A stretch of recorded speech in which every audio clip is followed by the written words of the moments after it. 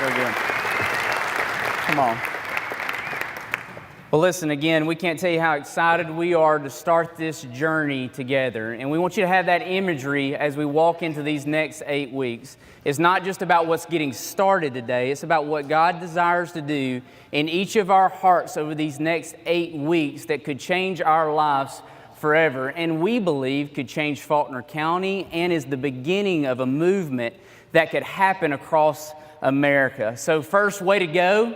Way to be here. We know it's dark, not quite as cold this morning as it has been, and early, but I promise you that this is an investment worth your time. I want to take a minute on the first week to give a shout out to some people that truly deserve it. One, thank you to Kevin Carter, who works here for UCA, for helping us get connected with the great people of the Hyper. None of this would happen without his leadership and without their generosity to open up this space. So can we thank Kevin and the Hyper staff real quick?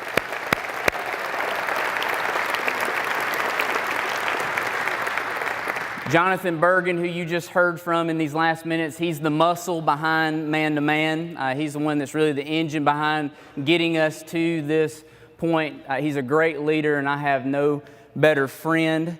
To all the churches, ministries, and organizations that have rallied to make this moment a reality, we love your faith. We love your faith of what you believe could happen in these days. This isn't about any one spiritual organization. It's not about one ministry or one church. This is about a collective believing that God has leaned over and chose Conway, Arkansas to do something special, to do something together. For those who brought athletic teams, peers, friends, co-workers, way to go.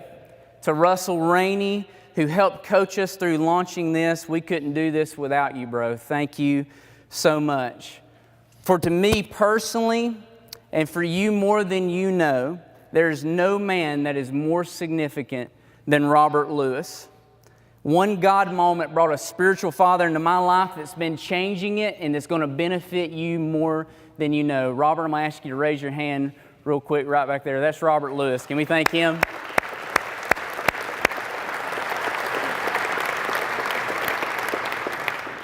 To let you feel the moment that we're sort of sitting in here together, we're starting a pilot today that we're believing will become a movement across America, meaning that this is not something that just plays out in Conway and Faulkner County, but our hope is this is something that will be reproduced in city after city until manhood is changed and redeemed across America. So it's awesome to be a part of something. It's better to be a part of something that could be a part of a bigger thing that could play out and change lives. For you personally, though, no one will be more important than the table leader that you'll get to know in the weeks ahead. Our hope is that the table leader will become a friend, a guide, someone to help encourage you through life and launch you into new places in manhood. Now, being a part of something bigger than yourself is awesome, but to slow down and embrace the journey is important. For each man to make some conscious decisions in these days to let some things rise in your soul, to let some things bubble to the surface, to let some questions start to formulate for you about your personal manhood, to let some answers be given, some steps be provided. Our prayer and our hope in this whole journey is that when you get to the end of Man to Man, you could say, I'm glad that I was a part of it, and I'm a better man because of it. I'm a better man because of it. The truth is, as Bergen said, he said the wild blue yonder a second ago. For anybody that was offensive, sorry. From Jump Street, but here's the truth. It's never too late to become a better man. And it's never too early to start becoming a better man. So no matter where you are in your manhood today, this is the beginning of something in your life. Now listen, before we get started, we need to know, where are we today in America? Where is manhood today? So if you got your notes, here we go. And we're providing some really great resources for you. These notes are not just something for you to write down. We hope you have them, but we know you need to hear them. Our hope is that this is something that you can remember from and reproduce in the lives of others. This is something you can remember, but also can be reproduced in relationships. So some starting line perspectives here. As men, we have a lot in common. As men, we have a lot in common. Meaning, regardless of our story, our background, our differences, culture, creed, what socioeconomic group you came up in, we have a lot in common. And one thing that we have in common is that no one has it all together. No man has arrived in the room. Even if you believe you have, you might be the one that needs help the most. No man has arrived. And the other truth is, we all want to be better men. We all want to be better men. I think that there's a heart cry in every man with a desire to be a better man. And our manhood today is all over the map, meaning each of us are in different places. Each of us have different stories. Some of us in the room feel good about where we are right now. Some of us feel good about our manhood, our life, but we also want to keep growing because we know the moment that we stop moving forward in our manhood is the moment, honestly, our manhood starts dying. Some of us have some important manhood questions. What do I need to know that I don't? You ever feel that? You ever feel that in your heart? Like, what do I need to know? What's out there? What answers to life's questions are out there that I don't know yet? What should be my top priorities? How do I live a life without regrets? You ever heard that story or seen that moment in that movie where that guy realized that I lived for the wrong thing? And many of us had that question in our soul, like, am I going to live a life that's going to have a lot of regrets when I get to the end of it? Some of us need some practical help. Like, we don't need like pie in the sky thought. We need like on the ground, where do I go? How am I going to make it as a man? How am I going to make it in a marriage? How am I going to be a father to kids? How does my life play out in a workplace that makes a difference? How about my habits, my friendships? What about my spiritual life? And some of us are really struggling. If we could just sort of unpack our soul, or if your story could pop up on the screen this morning, don't worry, it ain't going to. But if it could, if we're honest, some of us are really struggling. And we need some help. We need new direction. So let's see the landscape of where we are today. How are men doing today? Where's some good news? Some men have found a manhood that works. Some men have found a manhood that works. And a manhood that truly works is life-giving. This is a very important term. A manhood that truly works is life-giving. Meaning it's a manhood that is beyond their own personal success. It's a manhood that's beyond the man. We really think if you could boil manhood down into one thing, it would be real manhood has always been, and real manhood would always be life-giving. The Scripture says actually about the ultimate man, the man's man, about Jesus, that He was a life-giving spirit. And we know that when a life-giving man walks into the room, here's some things that happen. You ever been around one? Maybe you are one. When a life-giving man walks into a home, when he walks into a workplace, when he walks into a community, someone that has life in them, people are encouraged by it. Like a man can walk into any setting and he can raise the temperature of the room. A life-giving man can walk into any setting and people will find themselves encouraged in the atmosphere of his life. Wives and like women, they feel safe and valued in it. Like a wife feels secure in the presence of a life-giving man. Women feel safe in the presence of life-giving men. Families thrive in it. It's like the soul for a family to flourish with a life-giving man fulfilling his role. Sons are drawn to it.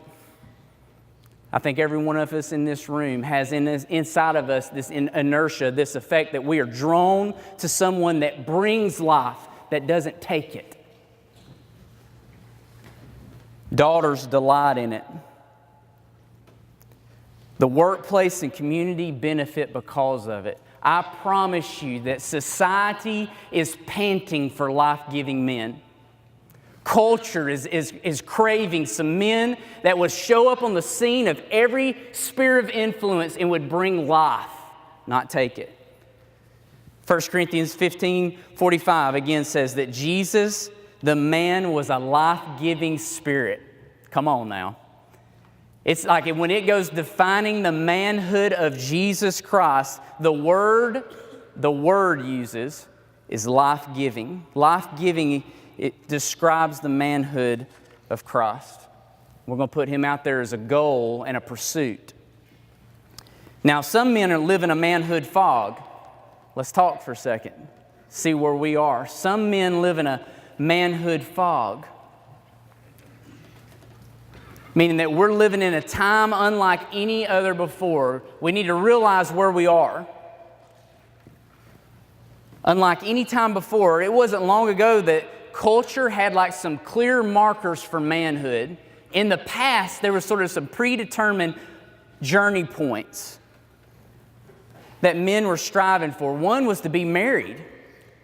At one point in like history, not that long ago, like a mile marker for a man was to actually be married, to be the head of your home, to be a responsible leader, a breadwinner, a protector. It pushed men in a direction.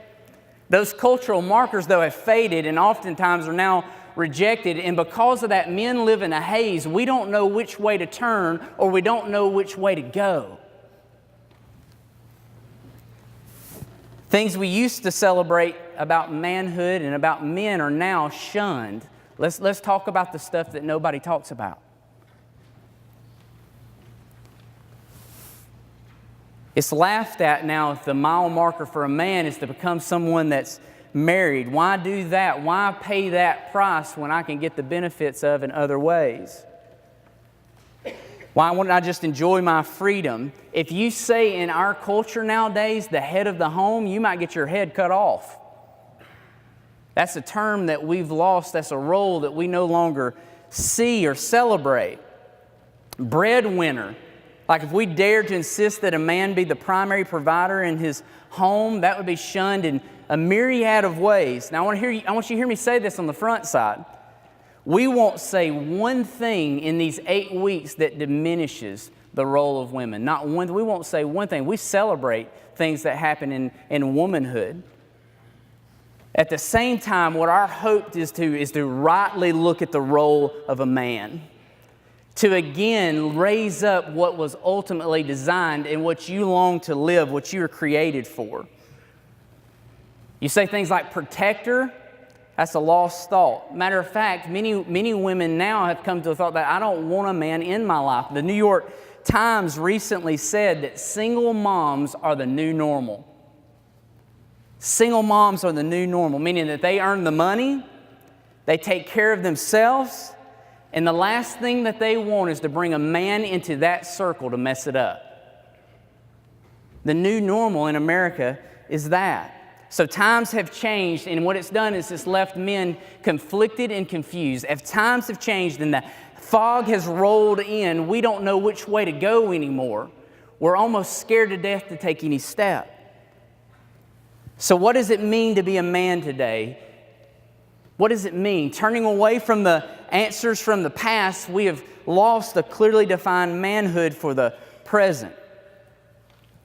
So here's some truths about us in the room and about what's going on around us. Men that are in a manhood fog struggle. I mean struggle. Men that are living in a fog struggle. They settle for less, but they don't know that it's less. They settle for less, but they don't know that it's less. Without a clear picture of manhood, we will choose less almost every time when we were made for more. When we were made for so much more. Now listen, we don't necessarily want to. I've never known a man that would say, you know what, today I'm going to choose less.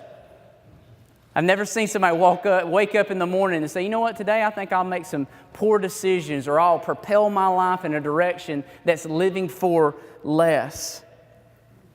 But without some clearly defined definitions that help us vet our choices, we will continually give ourselves over to lesser things. That's why men all over the world, as I said earlier, get to the end of their life and have huge regrets. I lived for the wrong thing. I chased the wrong goal. I climbed the wrong ladder. I gave too much time to the wrong stuff. It's because they didn't have a right definition of manhood. And what the world gave us was wrong.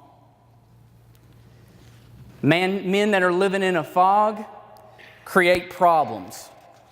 Lots of them. Men that are in a haze have the ability to break anything. Most social problems, by the way, in America rest at the feet of confused men. No matter how tough we look on the outside, listen, men are fragile without focus. Meaning we can put on a good show and have a good veneer on the outside, but when we don't have focus, men, we know we're fragile. Stats would tell us 90% of all crime is male. 90% of all crime is male. 98% of rapes are attributed to men. Most marriage problems are male problems. As a guy that counsels people almost weekly, I promise you. Most marriage problems are male problems. We don't know what to do. We're here on a college campus, and can I tell you something that is frightening? Statistics would tell us 1 out of 4 women in college will be sexually assaulted before they graduate.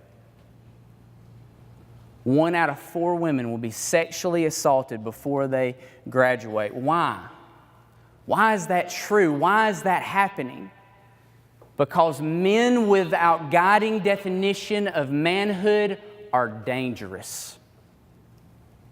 Men without a defining definition of manhood, without a pathway that we are capable of anything. We're capable of anything. Margaret Mead, who's a famous anthropologist, is actually in your notes, made this observation. She said the chief responsibility of every society, not a responsibility. This is an anthropologist. This is not someone that's a believer. This is someone that studies culture and society. When she looked at it, this is what she said. The chief responsibility of every society is to find healthy roles for its men. Why? Because a culture that fails to offer its men focus and a basic masculine outline, masculine blueprint for calling them up to good and noble pursuits will find that its men naturally dumb down to problematic behaviors. When we don't know to go there, we put our hands to things here that cause chaos and confusion in every sphere of influence. Listen, it's not that we even want to, it's like we just don't know what to do. Whatever seems right in our own eyes. They guess. Here's a confused men, like men in a manhood fog. They guess at their masculinity and hope it works. Listen, if we were honest today, like over a cup of coffee, if we just talked about our decision-making processes and how we've got to where we are and where we're going, honestly, most of us would say we're sort of guessing our way through. Sort of guessing our way through life without a real guide to manhood, without real truths to resolve the trajectory of the journey. And what we're here to say on the front side of these 8 weeks is that we don't have to guess anymore. We don't have to wonder the way forward, that there's been something that's given to us. There's a way to true manhood in a way that life flourishes, and so can society and culture. But there's 4 challenges that we face moving forward. 4 challenges men face going forward. One is the loss of a common manhood vision. The loss of a common manhood vision. One researcher actually said recently, today young men aren't sure who to be anymore. Like young men don't know who to be anymore. We won't find in any place in society an outline for manhood. Culture is not providing for us a real way forward. By the way, that alone, guys, listen, that alone makes this pretty special. That 500 men find themselves in a room together asking the most important question. That 500 men find themselves in a moment together looking toward a future and believing for something better. Believing for something more. Believing for something bigger than their one life. That makes this journey special. Because the truth is, without vision, we live in a no man's land. We're sort of lost in space, lost in the fog. Without vision, we're left to sort of make up manhood in the moment, make it up for ourselves. And listen, I don't know that there's anything different more dangerous than manhood for the moment, meaning that we just sort of make a decision, respond to, without having some real guidance.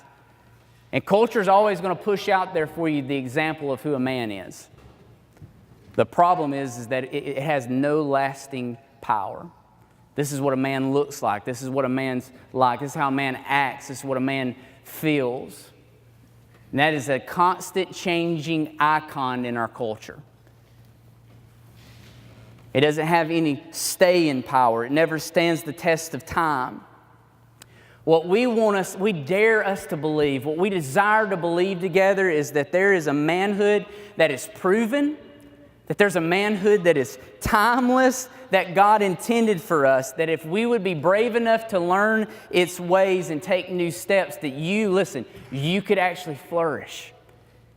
That you could be what you feel like you might be missing now. Proverbs 29:18 says, where there's no vision, the people run wild. I'm telling you, if there's a definition for what's going on right now in manhood in America, that might be it. Where there's no vision, there's just chaos. Where there's no trajectory, like this is the way to run, this is the way to live, we can move anywhere. But if that is true, the opposite is true. Where there is vision, men run free. Where there is vision, men run well. Where there is somewhere, if there's a destination, there's a heck of a journey. If there's a destination, there's a heck of a journey. Problems that we face second is the rise of a weightless manhood. And I hope this sort of settles on us right now. The rise of a weightless manhood is created by the emotionally and or physically absent dad. It's created by the emotionally and or physically absent dad. This loss of dad is significant in at least 2 levels. Because every man needs this presence in their life. Dad's presence gives a son emotional stability, meaning love and affirmation. And I know that we don't get real about our emotions very much as men. Like we learned how to suppress them a long time ago, and we don't want to get ooey-gooey or gushy with one another, and we're not going to try to force you that way. But we are going to challenge you to get to what's going on underneath the surface. Because every man needs dad's presence, dad's love and affirmation. A stable, loving home is the first and most important ingredient to human thriving. Not only do we need dad's presence, listen, we need dad's instruction. Because dad's instruction gives us directional stability, like moral convictions and practical skills. Dad's instruction gives us a grid of what's right and wrong. And if we don't have that, and I know many of us didn't, if we don't have that, we don't know the way forward. Those that have it go into this world established and rooted. Sons that have that presence and have that instruction are well rooted in a world that is chaotic. But without it, we sort of stumble through. Without it, we just sort of can't find our way, and we're going to address that wound in the weeks ahead. I love this passage. It's growing in my heart. Proverbs 17:6 says, "The glory of sons is their fathers." The glory of sons is their fathers. Now, if you study the word glory in the Scripture, there's many parts to it, but one part is the weight. Is the weight. And a man with a stable father figure, once you get this picture now, this imagery, a man with a stable father figure is weighted in this world. He's rooted in this world. Now, a long time ago, I played football, and I wouldn't want to hit any of the guys in this room that do now, all right? Some big guys in the house. And I know this about football, is that every football's got some practice equipment, and there's football dummies. And I don't care how big or how bad you are or how parallel you get in tackling on a football dummy. You can lay it out, but it's going to pop back up. You can lay out that football dummy, but it's going to pop back up. Why? Because it's got sand or something in the bottom of it that weights it, that lets it return, even after getting knocked down, lets it return to its right position. And when a man has that kind of presence when he has dad's presence or dad's stability in his life, when life knocks him down, he can pop back up. But when he doesn't have that, he just gets knocked around. He just gets knocked around.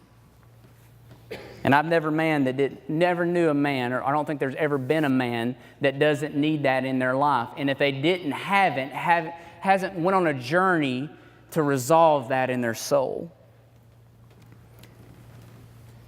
Weightless manhood, it unleashes a host of problems. Weightless manhood unleashes a host of problems. When a man is weightless, anything can knock him down or around. And listen, we respond to that weightlessness.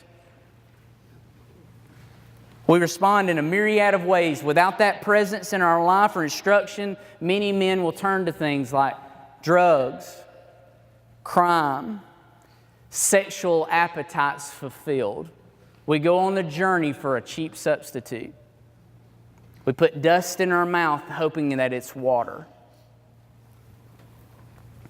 Other men that won't go that direction, but some will turn to prove themselves in this world. I can't tell you how many conversations as a pastor and other pastors in this room can affirm this, that in response to dad's lack of absence or affirmation in his life, set out on a journey to let the world know, I am somebody. I will be recognized. I will be known. I will make it, and you will have to. I will force you to affirm me if I have to. And get to the end of their life, and there's still a lingering question in their heart. Do I really measure up? Do I really measure up? Something you need to know is that women can't fix a weightless manhood. Women can't fix it. Mama can't fill that role. Hey, wife or future wives to a lot of young men here, a wife will not fill that role. It is impossible. It is not fair to even ask for it. A mom or a wife, spouse cannot fill what God has hardwired in the heart of every man, and the need of every man is to have that presence of another man to say, you can do it. You can do it. So 2 things every man in this room need, and 2 things I'm praying happen in these next days, is one, that God would speak some things over you as Father. That God, as a perfect Father, would do some things in you, would show you some things. Second, is that you'd get some friends to go on the journey with. Let me tell you, I don't know much as a 38-year-old guy, but this is what I do know. Every person in this room needs a spiritual father and some spiritual friends. Everybody. Everybody needs to have a person in your life that can look you in the eyes and say, you can do it. And everybody needs a buddy that can say, let's do it together. Let's do it together. Because men can't make it on their own. Now, the truth, there's an epidemic in America today. And there's a fatherless problem. In 1960, I want you to think about this, 50 some odd years ago, only 5% of boys in America were fatherless. 1960. We've watched movies that depicted the 60s. Some of you lived in that era and remember some of those days. 5%. Today, 41% of boys are growing up fatherless. So it's not just where we are today, it's where we're moving today, where our society is moving. Also, a challenge that we're facing, we're laying out the landscape of manhood today so we know where we are, so we can see where we need to go. Another challenge we face is a radically changed and rapidly changing social landscape. Guys, I don't know if you've been watching even in the last 10 years, but it's been breathtaking the changes that are happening. In these last 50 years, men and women's roles have increasingly merged. Lines are no longer clearly defined. In the last 50 years, for the first time in history, in over 4,000 years, the definition of marriage was changed. Some 44% of millennials now consider marriage obsolete. Listen, that's not just a stat, that's a fact. You have these things on note, but I want you to hear, I want us to feel these things. Cohabitation has exploded for the first time in American history. There are more unmarried adults than married. First time. A majority of children, 61% born to mothers under 30, are born outside of marriage. When you start that way, what trajectory do you believe that it takes? Where is it propelling society and people? Now listen, there's multiple gender categories, not just male and female now. That was never true before. Sexual standards have dramatically changed. Practically speaking, women now outnumber men in college by over 30%. It's crazy. And earn more advanced degrees. Women now make up the majority of enrollees in law and medical schools. It's like an absence of men in every sphere. It's like, where have all the real men gone? New York Times said recently, at colleges, women are leaving men in the dust. So you would think, well, maybe men are just bypassing college and going straight to work. There are now 7 million working-aged men in the United States who don't work. So that's not true. 7 million working-aged men that could be and should be working in the United States that are not. More women are managers in the workplace than men. Single women now buy their own homes at twice the rate of single men. All of that playing out, hear this stat, which is emotionally true. And if you've been around any other man or probably know your own struggles with this, depression rates have increased tenfold, not like doubled, tenfold among men since 1960. And that's not because we know how to express ourselves more. That's because we lost where to live. And when men don't know where to go, they're sad about it. They're scared in it. Women shoulder most of the responsibility for health and vitality of the Christian faith in the United States. You can go to almost any church in America and you can see women trying to lead, doing things above and beyond. And it's not that they don't have an important role. They do, and parts to play, but they don't have co-laborers and men that are living out faith, leading in the church. So clearly, women are excelling in today's modern world while men have stalled.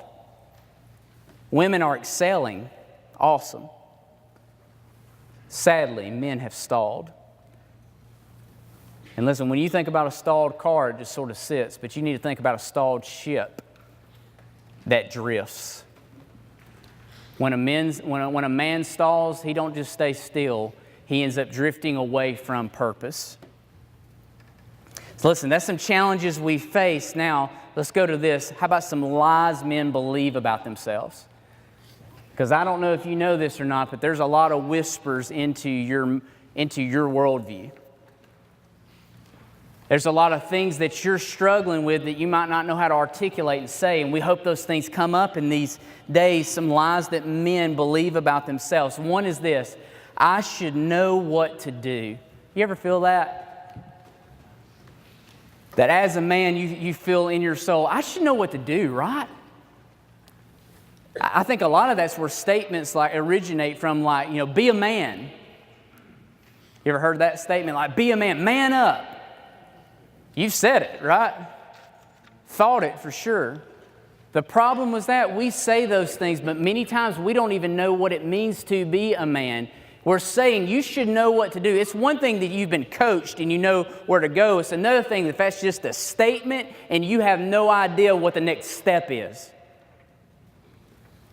It sounds good, but it's not directional in its nature. In sports, you have a playbook and a coach. Love that. Former coach. I love sports. It's like, here's what we do. This is where we're going. Let's get better at the technique between here and there. Let's go to work at it every day. In jobs, you got a manual and a boss. But in life and in matters that are more delicate like marriage, many of us don't know what to do, and we haven't been told or we haven't heard where to turn. We don't know where to look for help. And when men find themselves in that position, they often withdraw. Let me tell you what I found out about men. There's many responses to when we get scared. One is that we become apathetic or we become aggressive. Then when a man doesn't know what to do, he'll just sort of go passive, and I'd rather make no decision than a bad decision. Or we become aggressive, meaning like I'll make a decision and I'll make it work, and we will force things that God never intended for us. Another lie that we believe is I'm the only one that struggles with this. Listen, in the dark, that has been whispered into your mind at some point. I'm the only dude on planet Earth that struggles with this. You know what I'm talking about? I'm the only guy that's got this going on in my heart. Every other man's got it figured out, and I'm just a head case. I want to promise you something today. You want to be encouraged? You are not alone. Whatever you are struggling with, I promise you, you're going to find some buddies in the room that share that struggle. Aren't you glad that your friends are messed up? Aren't you excited about everybody else's struggle? I don't care if that's drugs, guys, or being a dad, or what you do when the computer screen's on and you're all alone. You are not the only one. And if you believe you are, you won't run to help, you'll run from it. But here's a promise in the days ahead, and I promise you it ain't all going to happen in week one, it'll happen along the journey. If you'll get honest, you'll get help. If you'll get honest, you can get some help. As men, we often make the mistake of processing out our lives alone. Another lie that men believe is it's too late to do anything about this. It's too late to do anything about this. That is a lie. It is never too late. There are proven ways back to what you are purposed for. If you're still breathing, hear me, if you're still breathing, you can become a better man. Man, come on, that's something in your heart I hope goes, come on. If you're still breathing, you can become a better man. If you still have a heart that is beating, there's still hope. You got air in your lungs, you got the ability to live a different kind of life. Another lie many of us believe, I can do this and no one will ever know. These lies, by the way, are what you're going to discuss around your table today. What's some of those things that you struggle? What's some lies you're believing to start us on this journey together? One of those lies is that I can do this and no one will ever know. I won't ask for your eyes many times in this deal because I want you to be able to take notes, and that's great. So I want you to walk away with something, but I want your eyes for a second. Someone will know. Everyone gets found out. You hear me? Everybody gets found out. Someone will know at some time. All you got to do is open up the newspaper this morning and somebody got found out, right? Somebody's struggle came to the surface. Our arrogance in that we won't be found out will lead to our destruction in. Our arrogance in that I can do this and no one will ever know will ultimately lead to our destruction. Everybody in society will eventually be found out. Another lie that men often believe is if I tell the truth about myself, you will reject me. If I tell the truth about myself, you will reject me. Can I tell you something personally in my life? Because you're looking at a pastor that struggles like every other person. In my life, when I've had the courage to go to someone and say that I struggle, a trusted friend, I'm not telling you to go put your news in the street. But over time, when I found trusted friends and I went to them and say, hey, let me tell you what's going on in me. Let me tell you the area of my life I need change in. Every time I've done that, what I've never found is someone that rejected me. I found somebody that helped me. And let me tell you what happens the majority of the time, they reciprocate with something that's going on in them. Because we're starving for somebody to be honest with. We're just looking for someone to take the first step. We're starving for someone to be real and transparent, but we're just looking to see, is there a man out there that has the courage to put it out there to another man? To ask for some help for what's ahead. So here's the question. It sort of sets us on this journey. Can we define a manhood that will work for us in the modern world? Can we find a manhood that will work for us in the modern world? Here's the promise. We can. There is a manhood that works. There's a manhood that you can pass on to others. To the sons you will raise, the disciples you will make, the friends you will influence. There is a manhood that is life-giving. So I want to give you 5 promises before you head into your table time. 5 promises in our man-to-man journey. You will increase your manhood understanding and make some significant personal discoveries. If you go on the journey, you're going to get some help. Some things are going to become clear to you. Some things are going to be revealed to you. If you go on the journey with us, all of it, you'll receive some helpful insight and support from your table leaders. Guys, these are men that have been praying for you before they knew you'd be sitting at their table. Many of them they did know, some of them they didn't. These are trusted men to take you on a journey. You'll have the opportunity to upgrade your manhood by using a better man question. An opportunity to upgrade your manhood, to take next steps. Next week, session 2 will be the first time you get a better man question that starts giving you answers to life questions. By the time we get to the end of this journey, we'll have a better man plan. Something you can actually live out now. And 5th, you'll receive a clear definition of manhood that will work in this modern world. That definition will be defined in session 4. It'll be laid out with specifics in sessions 5 through 8. You'll get a manhood definition. So here's the question, guys. We finished the notes, I can see. I want y'all to look at me before we go to our table time. Better men, listen. Better men are not those that start the journey. It's those that finish it. It's awesome that you showed up session 1 to man. But the litmus test for the change we'll need to see are the men that are sitting here 8 weeks in week 8 and have cooperated with each part of the process, have let the questions land, let the answers surface, let the direction be given, and went on a journey. And here's my question, you guys. Is it not worth 8 weeks to be a better man? Is it not worth 8 weeks of getting up early for something that could shape the way you see the world? Is it not worth 8 weeks to have some spiritual buddies around the table with you and say, let's do this together? It would be a breakthrough in modern America for any of us to do anything for 8 weeks.